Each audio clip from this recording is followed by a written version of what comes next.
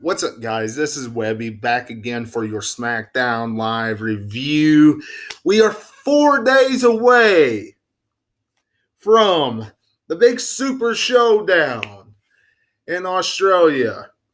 We are 4 days away from The Undertaker versus Triple H. 4 days away from Daniel Bryan versus The Miz to determine who will be the next number one contender for the WWE Championship down the line.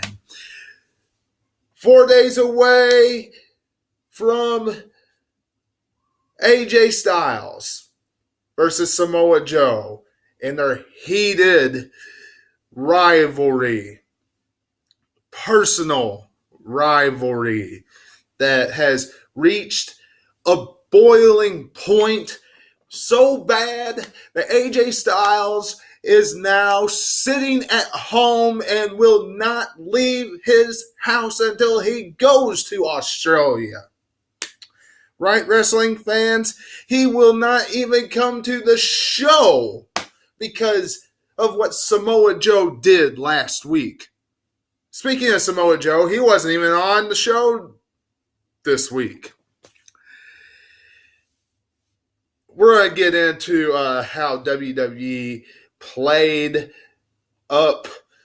came off of last week's incident with Samoa Joe in just a minute. But first things first, you all know what to do, wrestling fans. Hit that subscribe button and hit the bell for all notifications. Follow me on my journey here right on YouTube. Also on Facebook and Twitter at 2007 Webby. That will be much appreciated as well. This Saturday during the Super Showdown, starting at 4 o'clock a.m., I will be tweeting and posting on Facebook also live as that show is happening. My reactions to what they are producing to us, wrestling fans. So follow me on those social media websites as the show is going on, wrestling fans. If you are one of the people who get up when the show is actually taking place, I know I'll have my cup of coffee or my drink that keeps me awake, something, because that is a very early time to be watching wrestling, believe me, even for a hardcore wrestling fan. But now, SmackDown Live tonight. We started off the show with Paige coming out and addressing Samoa Joe and what he did at AJ Styles' house, showing up, and about how they got authorities there. As soon as the cameras went off the air, authorities took Joe away, about how charges were going to be pressed, but AJ Styles said, no, I want to get him inside the squared circle. I want to pretty much tear him limb from limb. Don't fire Samoa Joe. Some of you might really have enjoyed how they've done this. Me personally, I would have liked to seen Samoa Joe go inside AJ Styles' house. He was standing right in front of AJ Styles' front door. You mean to tell me that all he did was just walk away? WWE? You mean to tell me Samoa Joe just played mind games, went all the way to Gainesville, Georgia, up to AJ Styles' house, and just stopped at his front door, and then poof, cameras, poof, went back and had the authorities take him away. Come on.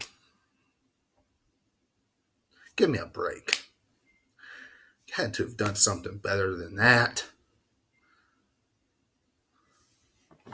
He could have been getting into AJ's house, and we could have seen the authorities taking Samoa Joe away. Something of that nature on the screen. Instead of Paige just announcing it to us wrestling fans. And then we could have seen AJ Styles talk about why he was not going to be on the show, which, mind you, I thought was a very good promo. Don't get me wrong. I thought he cut an excellent promo tonight on SmackDown. I am not dissing AJ Styles' promo tonight. Some of his promos as of late have been a little weak.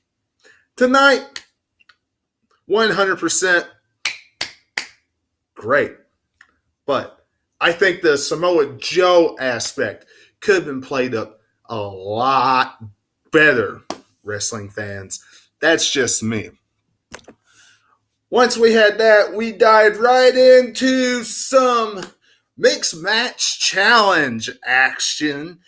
WWE has been giving us a lot of mixed tag team action on SmackDown Live to get us to want to tune in to Facebook Watch immediately following SmackDown, because tonight we saw Andrade Carmella and Zelina Vega versus the Fabulous Truth and R-Truth and Carmella, which, by the way, I just want to let everybody out there know, I don't know how you all feel about it, but R-Truth and Carmella make a great pair, and I hope after the Mixed Match Challenge, they keep them on TV and they keep them as a pair doing stuff, because that's a great fit. R-Truth coming out singing his song, What's Up, and all his dancing, jiving, and all that jazz. And then Carmella, Carmella saying What's Up after R-Truth does. Great fit for R-Truth and Carmella. Really enjoyable. Zelina Vega and Andrade Carmella fell flat tonight on SmackDown Live. And quite frankly, WWE, it's a shame. It's a crying shame how they're handling Andrade Carmella. He has his ups and downs, his twists and turns. 1 minute he's having instant classics with the likes of AJ Styles and Daniel Bryan, and the next minute he's in matches like this where they're just promoting the Mixed Match Challenge. Get Andrade Carmella in something important. R-Truth and Carmella is in their right spot right now. Andrade Carmella and Zelina Vega are not. Andrade Carmella would fit perfectly, even if it is a heel versus heel, into a United States Championship matchup right now. I don't care to see a heel versus heel contest. That would be a great instant classic match, as Nakamura took on Andrade Carmella. Y'all let me know what you're thinking about that matchup in the comments below. The New Day and their gobs of pancakes had a nice little segment with The Bar. And the only thing I have to say about this is, forget about Mrs. Butterworth. It's Mr. Bootyworth. Mr. Bootyworth and his pancake batter. Yeah.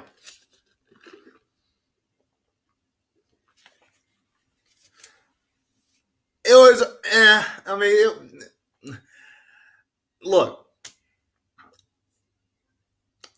On one hand, how many different formations could you use to build up this matchup as far as matches is concerned? We already seen Sheamus take on some. We already seen Cesaro take on a formation of the New Day. Already seen it. The only thing you could really do is have a talking segment. But then again, unless you're one of those people that really enjoy pancakes and everything that the New Day does, this segment really did nothing for you. And it really had no intrigue. Bottom line, this coming Saturday morning, we're going to see the New Day retain the SmackDown Live Tag Team Championship. That's just my prediction. Randy Orton versus Ty Dillinger. Earlier on in the night, Ty Dillinger wanted some revenge on Randy Orton. I don't know what in the world Ty Dillinger is on. I don't know what in the world he was on tonight, wanting to get revenge on Randy Orton, wanting to do anything with Randy Orton, because Randy Orton, what he has been doing to Jeff Hardy and everybody else that's been in sight, you should not want to come anywhere near Randy Orton right now. I mean, at Hell in the Cell, when he took that screwdriver and he stuck it in Jeff Hardy's ear and twisted it, I mean, I thought it was great stuff. But some people, my niece, when she said, I don't want to watch wrestling ever again, and ran off, it spoke volume. What happened tonight? Bam. Ty Dillinger, he got wiped away, just destroyed. Randy Orton had his way with Ty Dillinger, sticking his finger in between the steel part of the turnbuckles and twisted it backwards. Randy Orton, very vicious, vile, disgusting. You don't even want to mess with him right now. It is awesome work by Randy Orton. Do not, WWE, do not. I am repeating this. I will repeat this until the cows come home, until I am blue in the face. Do not turn Randy Orton babyface. Do not do anything else to Randy Orton's character. Leave it the way it is. He is absolutely fantastic at what he is doing right now. Rusev Day in Aiden English and Lana.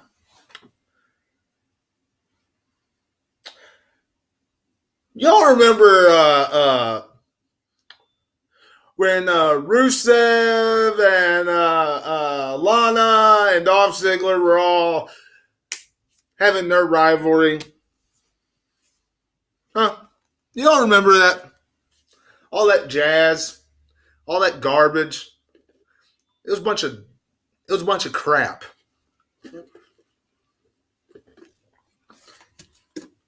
Lana wanted to make Rusev jealous. So she got with Dolph Ziggler and was his manager for a while. Kissing and all different types of stuff all over him. What happens? We find out all of a sudden that Rusev and Lana are married. Okay? Y'all remember that. So what do we have tonight? We have Happy Aiden Day in Aiden English showing us that Lana cheated practically. Didn't really show us, just showed Lana wanting to be with Aiden English on one particular night in Milwaukee.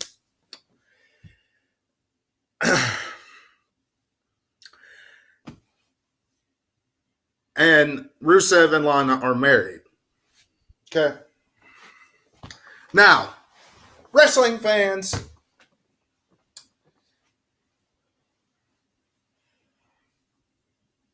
we all know this is a bunch of garbage. This particular part of SmackDown is crap. There's nothing else you can really do or say about this. I mean, this is promising to backfire right in WWE's face. And I hate it. I absolutely hate it for Rusev, Aiden English, and Lana. I hate it for all three of them. I do. I absolutely hate it for all three of them because all three of those characters have been some of the most entertaining, intriguing aspects of SmackDown Live for quite some time. That was the best tag team WWE had. One of the best gimmicks WWE had. It organically got over. What did WWE do? They did not want it to be over very well, and they killed it. They killed it, and they give us this.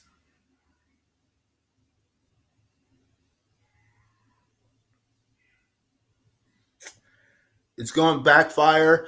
Fans are going to hate on it. And I absolutely feel sorry for those three characters because when fans start hating on it, guess what happens? Rusev, Aiden, and Lana will go right down the toilet because Rusev, Aiden, and Lana are not the caliber of talent as AJ Styles, as Samoa Joe, as Roman Reigns, as a Seth Rollins, as somebody like that. So WWE won't be quick to try to fix it for them. So I hate it for them. I just do. But what do I know, wrestling fans? What do we know, wrestling fans? We're just podcasters that come on here and talk about wrestling, right? We're just fans of the WWE products for going on 30 years. Been watching this product since it amazes me.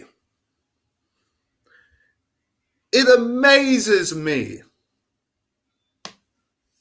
how WWE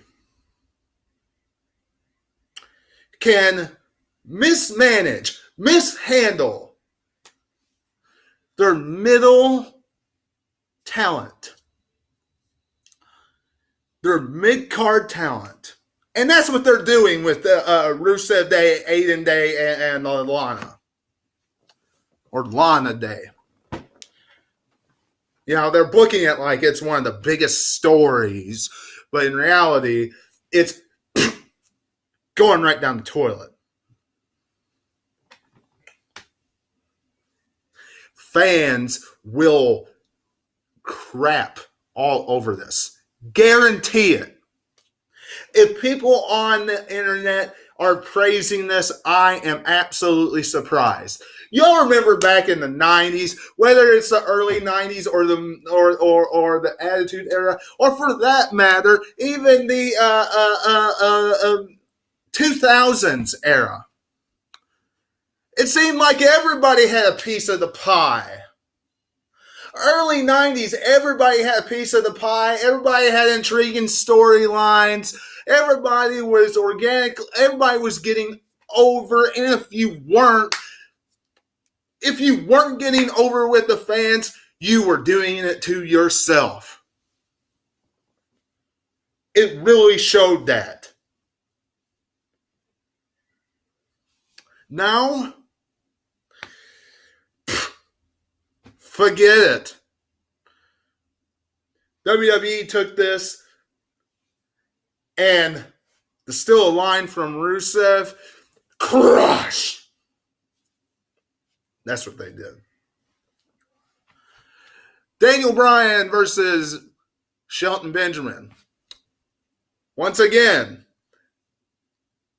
I'm not going to criticize this matchup, but once again, a character that has been wasted away on SmackDown Live, Shelton Benjamin. I don't care if he was in a matchup with Daniel Bryan or not.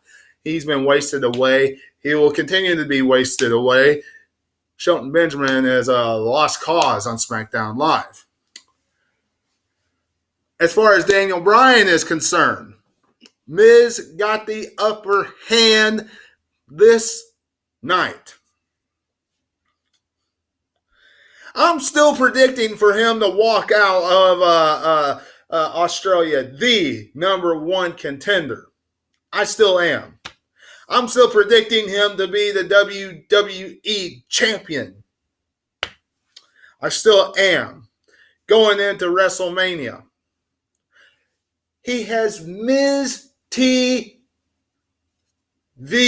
on USA called Miz and Mrs. What looks better? Him with the title or him without the title? What looks better? Daniel Bryan chasing the champ? Or Daniel Bryan in a rivalry with the Miz and Daniel Bryan with the title? And I still say that AJ Styles will be the WWE champion going into Survivor Series. A lot of people think Samoa Joe will walk out of the Super Showdown with the championship. I don't see that happening. Game's not out yet. And who would look better to face Roman Reigns at the Survivor Series? We've already seen a match with Samoa Joe and Roman Reigns this year, and the fans crapped all over it.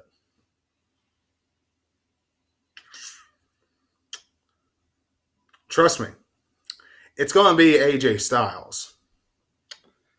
After that, gone from the WWE Championship will be AJ. Asuka versus Peyton Royce. Look, the Iconics are going to beat Asuka and Naomi this coming Saturday. I just see that happening.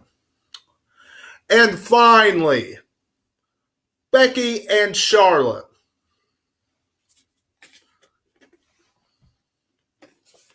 WWE,